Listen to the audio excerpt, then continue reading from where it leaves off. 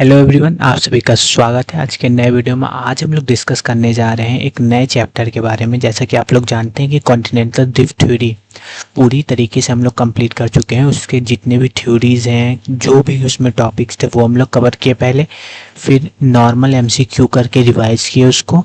फिर जो previous year में आया है प्रीलिम्स में, यूपीएससी के या मेंस में 2013 से लेकर 2025 तक, उसको हम लोग डिस्कस किए, उसके पीवाईक्यू के बारे में। ठीक है, तो पूरा कंप्लीट डिस्कशन हुआ है पहले चैप्टर का। फिजिकल ज्योग्राफी हम लोग चालू किए हैं, उसमें जियोमॉर्फोलॉजी, उसमें हम लोग कॉन्टिनेंटल ड्रिफ्ट थ्योरी पढ़े और कंप्लीट पढ़े पूरा उसकी थ्योरीज। फिर उसके बाद पीवाईक्यू सारे क्वेश्चन के संग पूरा कंप्लीट कॉन्टिनेंटल ड्रिफ्ट थ्योरी हम लोग कंप्लीट कर लिए। अब दूसरा जो टॉपिक है या दूसरा जो चैप्टर है कह सकते हैं, इंटीरियर ऑफ द अर्थ।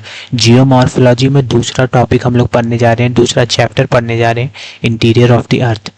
तो पहले हम लोग समझेंगे, जैसा कि हम लोग का पहले से ये फ्लो है, मतलब इसी तरह चलेगा हम लोग का लेक्चर, कि पहले हम लोग समझ लेंगे उस चैप्टर में कौन कौन से टॉपिक को कवर करेंगे, फिर इसके बाद शुरू करेंगे हम लोग। ठीक है, तो हम लोग देखेंगे इंटीरियर ऑफ द अर्थ में हम लोग क्या क्या पढ़ेंगे।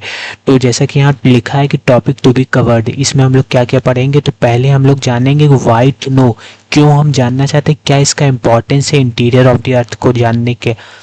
इंटीरियर ऑफ दी अर्थ को जानने के लिए क्या, क्यों ये इतना इम्पोर्टेंट है। वाई टू नो, हम क्यों जानना चाहते हैं interior of the earth, earth के इंटीरियर को हम क्यों जानना चाहते हैं। पहली इंपॉर्टेंट क्वेश्चन ये है, ये हम लोग समझेंगे। और दूसरा ये है कि सोर्सेज टू नो, क्या सोर्स है, कैसे हम लोग जानेंगे अर्थ के इंटीरियर को। और तीसरा हम लोग समझेंगे कि क्या स्ट्रक्चर है अर्थ के इंटीरियर को, वो समझेंगे। और ये तीनों टॉपिक पढ़ के हम लोग इसके भी पीवाईक्यू लगा के इस पूरे टॉपिक को, इस पूरे चैप्टर को हम लोग कंप्लीट करेंगे।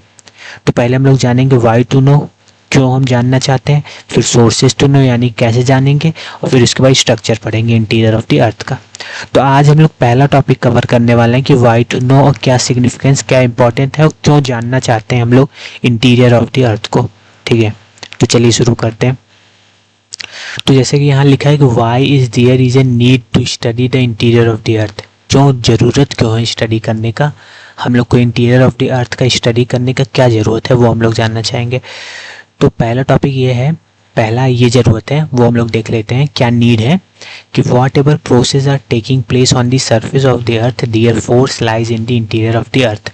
यानी कि जो भी process surface of the earth, earth के सरफेस पे जो भी प्रोसेस हो रहा है, उसका जो फोर्स लाई करता है वो इंटीरियर ऑफ द अर्थ में लाई करता है। इसीलिए वो फोर्सेस को जानने के लिए हम लोग को इंटीरियर ऑफ द अर्थ को जानना पड़ेगा।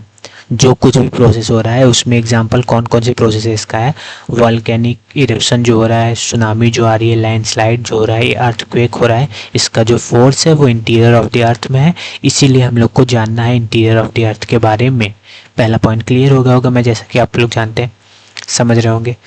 दूसरा पॉइंट ये है कि if we know about the interior of the earth, peoples would be in successful in deploring the minerals resources hidden within the interior of the अर्थ।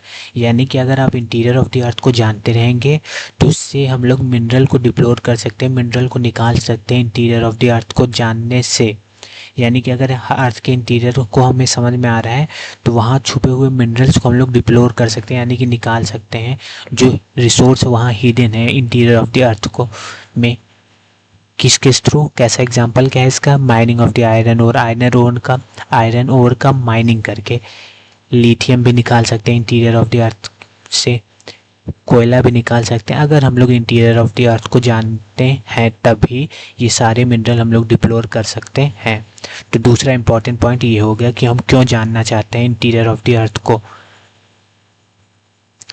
तीसरा पॉइंट ये है कि एटमॉस्फेयर तीसरा पॉइंट है। इस एटमॉस्फेयर कैसे रिलेट करता है उसको हम लोग समझते हैं। तो the atmosphere in which we are living has been born out of the interior of the earth. जिस एटमॉस्फेयर में हम लोग लिव कर रहे हैं, हम लोग रह रहे हैं, वो इंटीरियर ऑफ द अर्थ से निकला है। कैसे निकला है वो जानते हैं। Whatever there is a volcanic activity, a lot of other gases are released which ultimately has an impact on human survival। यानी कि जैसा कि आप लोग जानते हैं, हम लोग आगे पढ़ेंगे कि वॉल्केनिक एक्टिविटी जब होता है, वॉल्केनिक इरप्शन जब होता है तो मेनी गैसेस, बहुत ढेर सारे गैसेस निकलते हैं और वो हमारे एटमॉस्फेयर को इम्पैक्ट करते हैं, या तो कह सकते हैं कि एटमॉस्फेयर चेंज करते हैं, नए नए एटमॉस्फेयर बनाते हैं तो वो भी इंटीरियर ऑफ द अर्थ से ही होते हैं। तो इंटीरियर ऑफ द अर्थ को हम लोग समझेंगे तब हमें समझ में आएगा वॉल्केनिक एक्टिविटी, वॉल्केनोज को हम लोग समझेंगे, उसके बाद हमें समझ में आएगा कि कैसे ये इम्पैक्ट करता है एटमॉस्फेयर को।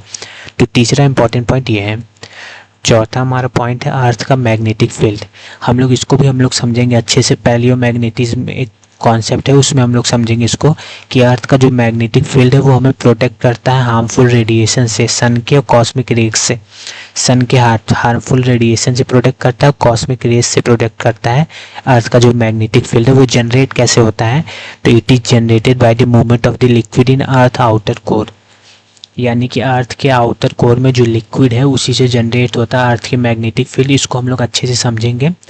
तो यानी कि पहले हम लोग तो जानेंगे structure of the earth, earth के इंटीरियर के बारे में, तभी तो समझ में आएगा कि अर्थ के आउटर कोर में लिक्विड है और लिक्विड से ही हमारा अर्थ का मैग्नेटिक फील्ड बनता है।